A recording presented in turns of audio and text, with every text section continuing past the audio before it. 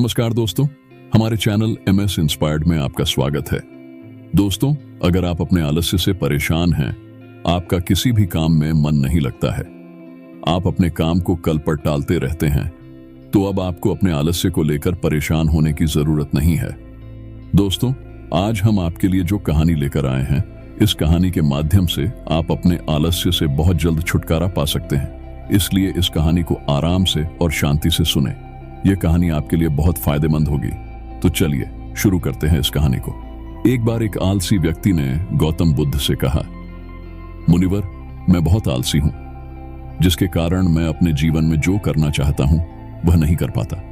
इसलिए मुझे कोई रास्ता बताएं। बुद्ध ने उस आदमी से पूछा, क्या तुम मानते हो कि तुम आलसी हो?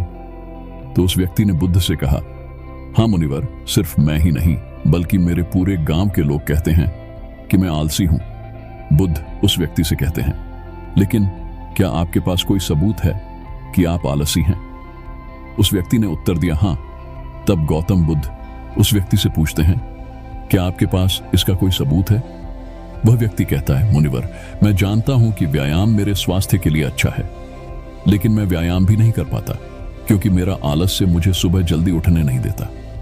बुद्ध ने कहा, लेकिन क्या तुम्हें पता है आलस्य क्या है? उस व्यक्ति ने कहा, मुझे नहीं पता कि आलस्य क्या है, लेकिन जो भी है वह बहुत बुरा है। बुद्ध ने कहा, सबसे पहले तुम्हें यह समझ लेना चाहिए कि जो भी चीज प्राकृतिक रूप से उसका कुछ न कुछ उपयोग होता है वह बुरा नहीं होता है।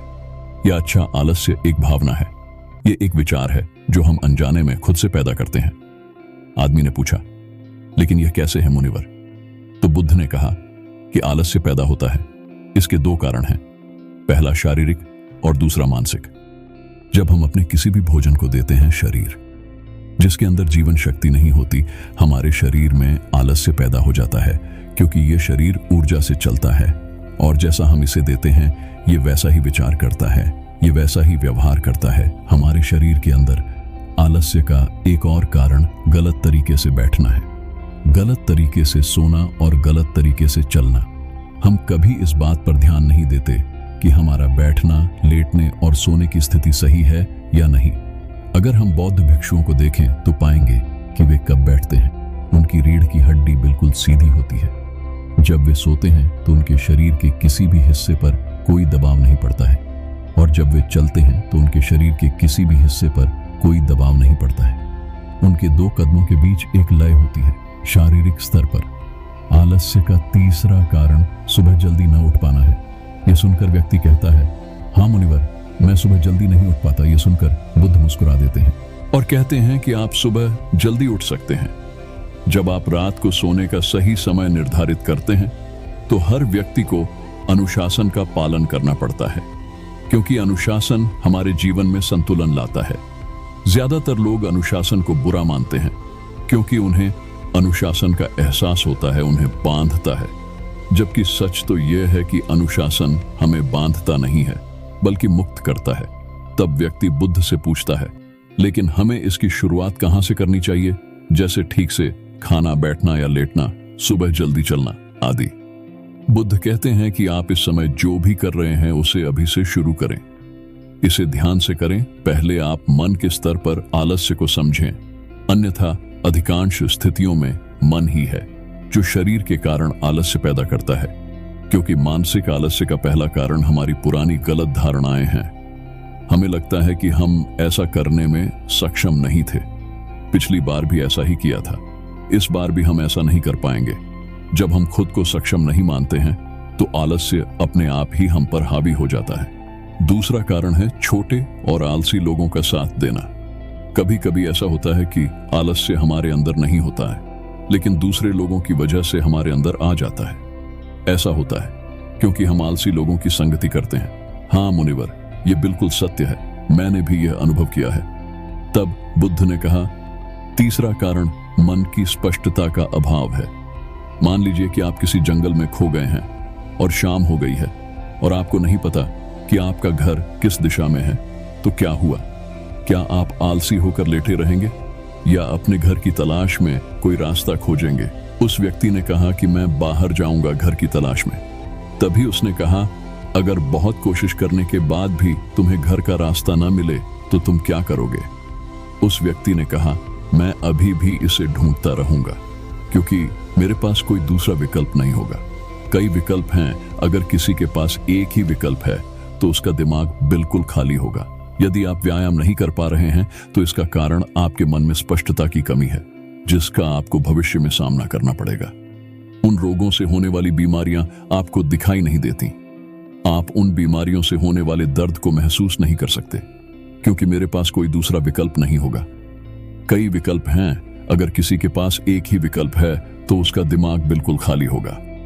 यदि आप व्यायाम नहीं कर पा रहे हैं तो इसका कारण आपके मन में स्पष्टता की कमी है, जिसका आपको भविष्य में सामना करना पड़ेगा। उन रोगों से होने वाली बीमारियां आपको दिखाई नहीं देती। आप उन बीमारियों से होने वाले दर्द को महसूस नहीं कर सकते। आगे गौतम बुद्ध ने कहा कि आलस्य का चौथा कारण यह है कि कोई भी काम करने में मन नहीं लगता। मान लीजिए आप सड़क पर कहीं जा रहे हैं और काफी दूर चलने के बाद आप थक जाते हैं और चलने का मन नहीं करता। ऐसा तब हो रहा है जब आप किसी शेर को अपने पीछे भागते हुए देखते हैं। तो क्या ऐसी स्थिति में भी आप अपने आलस्य के कारण वहीं रुकेंगे?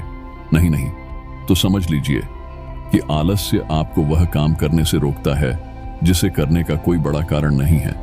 तब उस व्यक्ति ने बुद्ध से कहा, धन्यवाद मुनिवर, अब मुझे आलस्य का पूरा खेल समझ में आ गया है।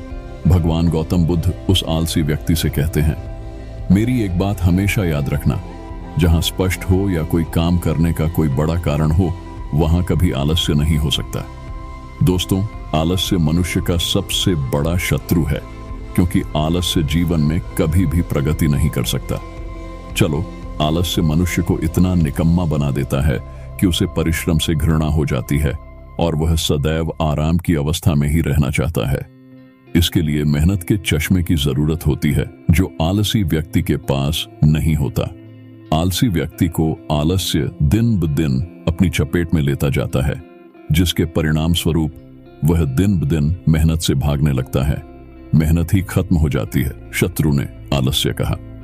नमक सिर्फ दोस्त हो सकता है, इसके अलावा इसे खत्म करने का कोई रास्ता नहीं है। मेहनत से दोस्ती करने के बाद यह दुश्मन अपने आप खत्म हो जाता है। मेहनत ही सफलता की कुंजी है। इस बात को केवल एक मेहनती व्यक्ति ही समझ सकता है, क्योंकि वह कड़ी मेहनत के महत्व को अच्छी तरह से जानता है। वह जानता है कि कड़ी मेहनत ही उसकी सच्ची दोस्त है, और इस दोस्त की मदद से वह अपने जीवन में हमेशा प्रगति करेगा।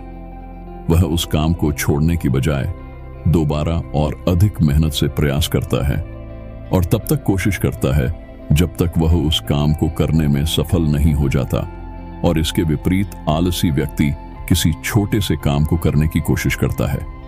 इंसान को दूसरे लोगों की भी जरूरत होती है, क्योंकि वह आलस्य के जाल में इस तरह फंस चुका है कि उसे बस आराम की जरूरत है।